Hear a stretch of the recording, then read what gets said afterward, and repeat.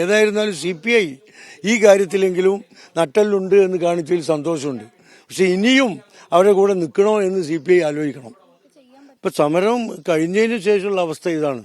ഒരു വീടിലും ആളുകളില്ല, എല്ലാവരും പേടിച്ചൊളിവില്ല. രാത്രിയായാൽ പോലീസുകാരുടെ നരനായാട്ടാണ് വീടുകളിൽ. സ്ത്രീകളും കുട്ടികളും മാത്രമുള്ള വീടുകളിൽ നിർബന്ധമായി വീട് മുട്ടി വിളിച്ച് ബെല്ലടിച്ച് ഭീഷണിപ്പെടുത്തുകയാണ്. ഭയാനകമായ സാഹചര്യം സൃഷ്ടിക്കുകയാണ്.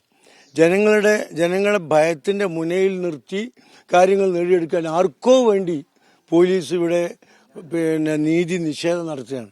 സത്യത്തിൽ പോലീസിന്റെ ഭാഗത്തു നിന്ന് വേണ്ടത് സമാധാനം ഉണ്ടാക്കലും ജനങ്ങൾക്ക് നീതി കൊടുക്കലുമാണ്. ഇവിടെ രണ്ടും പങ്കിക്കുകയാണ്, സമാധാനം ഇല്ലാതാക്കുകയാണ്.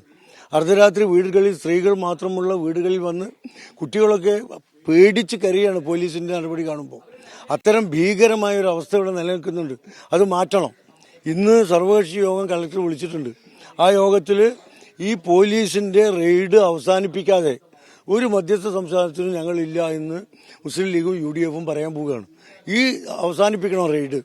അവർക്ക് എന്താണ് കേസെടുത്തോട്ടെ, തെറ്റ് ചെയ്തിട്ടുണ്ടെങ്കിൽ തെളിവുണ്ടെങ്കിൽ ശിക്ഷിക്കുന്നതിന് വിരോധമില്ല.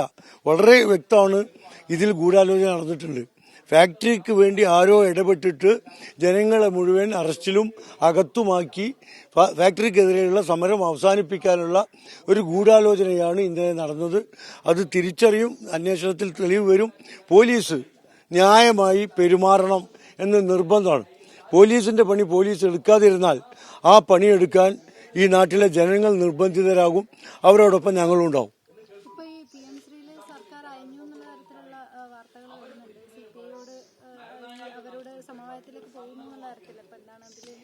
പിണറായി സർക്കാരിന് തുടർഭരണം കിട്ടിയതിനു ശേഷം എല്ലാ U-ടേൺ അല്ലേ, എല്ലാത്തിനും പുറകോട്ട് പോവുകയല്ലേ ചെയ്തിട്ടുള്ളത്.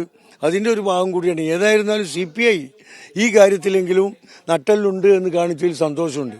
പക്ഷെ ഇനിയും അവരുടെ കൂടെ നിൽക്കണോ എന്ന് CPI ആലോചിക്കണം.